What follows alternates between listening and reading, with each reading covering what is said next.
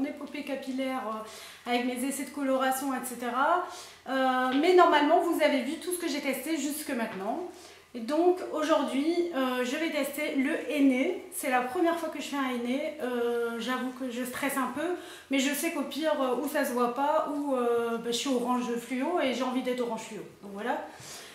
Donc pour ce henné, je me suis lavé les cheveux, j'ai les cheveux un peu humides encore. Et c'est du henné d'Égypte de chez Aromazone et uniquement du henné d'Égypte que j'ai mélangé à l'eau, que j'ai laissé poser pendant un bon 20-25 minutes et qu'on va m'appliquer, enfin que mon cher Ninis va m'appliquer là maintenant. Il n'aime pas du tout quand je parle de lui, mais c'est pas grave, je peux couper.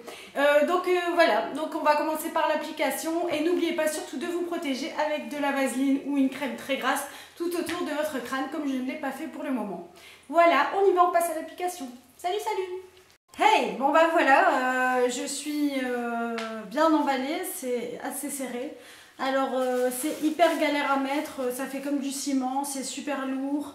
Comme là j'ai vraiment l'impression que j'ai un poids sur ma tête, comme si on m'avait emballé avec une brique ou quelque chose.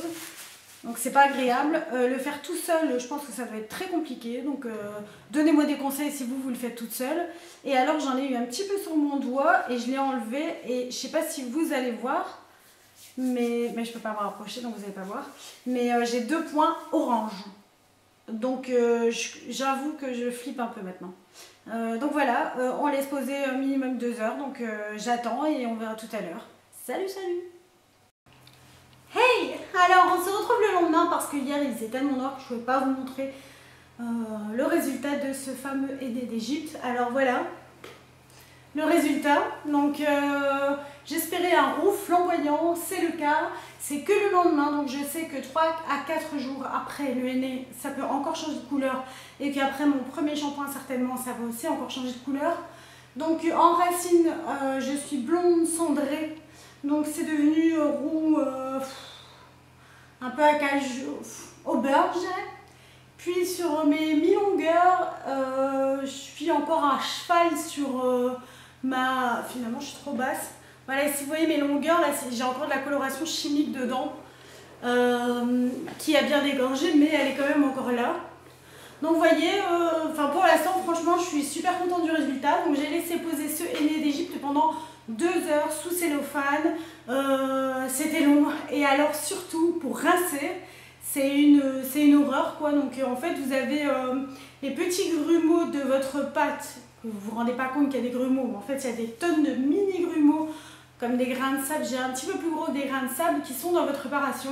Et en fait, quand vous rincez, déjà, vous avez l'impression que vous avez 2 fois plus de cheveux que d'habitude.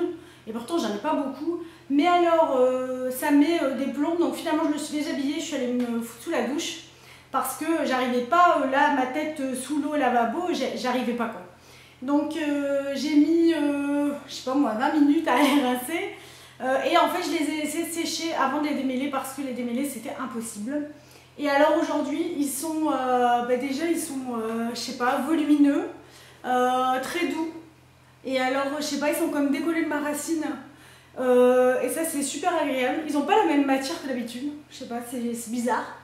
Ils sont plus doux en fait que d'habitude. Et je sais pas, je pense que je sens qu'il y a quelque chose dessus en fait.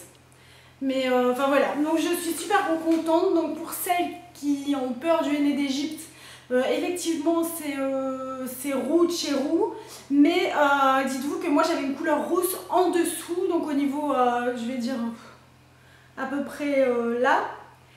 Tout ça c'était bel et bien chimique. Donc allez, vous voyez en racine je suis blonde cendrée, donc je suis pas très foncée non plus. Et ça a pris roux, mais ça n'a pas pris orange non plus, quoi. Et je suis contente parce que c'est quand même plus orange que rouge. Donc voilà, c'était le henné d'Égypte de chez Aromazone. J'en suis très contente. Je ne sais pas encore ce que j'essaierai la prochaine fois. Peut-être que je le laisserai plus longtemps. Peut-être que j'essaierai de le mettre qu'en racine. Parce que j'hésite encore en fait à couper toute la fin de mes cheveux, tout le chimique en fait. Donc c'est-à-dire couper, je vais dire, crûment ma queue, quoi.